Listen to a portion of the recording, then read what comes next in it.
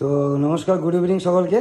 গতকালকে আমি যে 7টা আমি ইনডোর প্লান্ট লাগিয়েছি আমার বউ রিকোয়েস্টে, অনেকদিন ধরেই বলছিল যে বাড়িতে রাখার কিছু গাছ লাগানোর জন্য। তো ঠিক কোন কোন গাছ লাগিয়েছি, এগুলোর নার্সারিতে কীরকম দাম পড়ে বা এগুলোর কীরকম মেনটেন্যান্স, তো চলুন এক এক করে শুরু করি। প্রথমে যে গাছটা দেখতে পাচ্ছেন, এই গাছটাকে ভালোবাসায় বলে সং অফ ইন্ডিয়া। এই গাছটা ঠিক এই গাছটা নার্সারিতে আমার কাছে যে পাওয়া যাচ্ছে দুই রকম, 80 টাকা 100 টাকা দুই রকমই পাওয়া যাচ্ছে। এত ঝোপালো থাকবে না, কারণ এই গাছটার বয়স হচ্ছে প্রায় 1 থেকে 1.5 বছর বা 2 বছর হবে সম্ভবত। তো খুবই একটা লো মেনটেন্যান্স গাছ, খুবই জল কম পছন্দ করে, আর ইনডোরে খুব ভালো লাগে দেখতে। অ্যাকচুয়ালি ব্যাঙ্গালোর এয়ারপোর্টে আমি রিসেন্টলি এটাকে দেখার পরে প্রেমে পড়ে গেছি। তার আগে নর্মালি গাছ লাগতো, তারপরে যেটা দেখতে পাচ্ছেন সেটা হচ্ছে গোল্ডেন অ্যাগ্লোনিমা বলে এটাকে।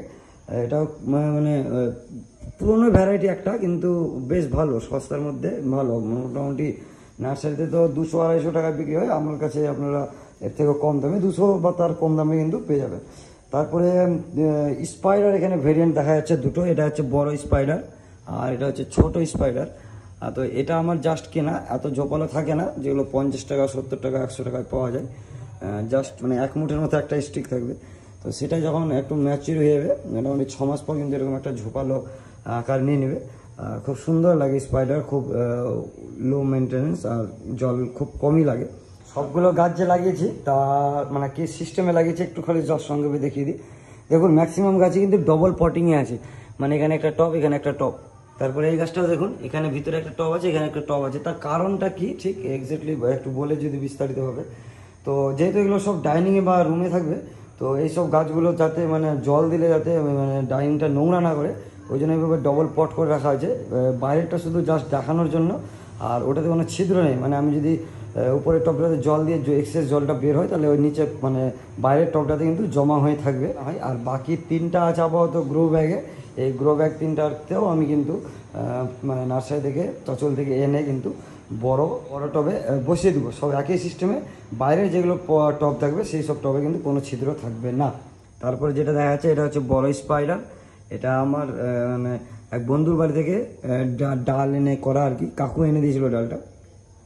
তো সেখান থেকে প্রচুর গাছ হয়েছে, আমি চারাও করেছি, নার্সারি থেকে কিছুদিন পর অ্যাভেলেবেল হয়ে যাবে, আর এমনিও বিক্রি করেছি। খুব সুন্দর এই গাছটা। আর এই গাছটা হচ্ছে স্নেক প্ল্যান্ট, এটা রিসেন্টলি জাস্ট কয়েকদিন আগে আমাকে গিফট করেছে সম্পদদা মালদীপুর থেকে। তাছাড়া আরও এখানে 3টে গাছ আছে। তো যেটা বড় গাছটা সম্বন্ধে আগে বলি, এটা হচ্ছে ড্রেসিনা বলে এটাকে। হ্যাঁ, এটা ড্রেসিনা প্রজাতির গাছ। গাছ তো অ্যাকচুয়ালি এটা উপরেরটা ছিল, তো হঠাৎ দেখছি রিসেন্টলি কয়েক মানে মাস থেকে যে এরকম নিচ থেকেও মানে 3টা স্টিক উঠেছে নিজে নিজে।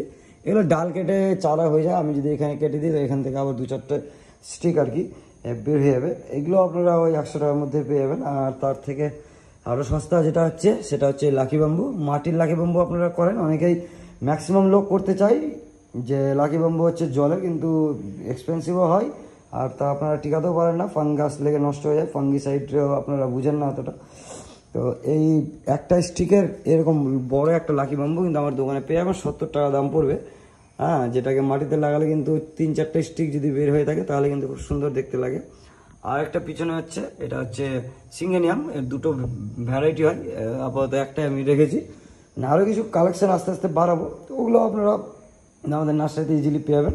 তো কীরকম লাগছে, কোনটা ভালো লাগলো সব কমেন্ট করে অবশ্যই জানাবেন। আর যেগুলো গাছ যে দেখালাম আমি ইন বিটুইন এই গোল্ডেন অ্যাগ্লোনিমাটা বাদ দিয়ে বাকি সবগুলোই কিন্তু 100 টাকার মধ্যে কিন্তু আপনারা পেয়ে যাবেন আমাদের নার্সারিতে। তো যাক, আগে ভিডিও তাড়াতাড়ি করে রাখছি, দেখা হচ্ছে পরবর্তী ভিডিওতে। Thank you, tata, bye bye, tata.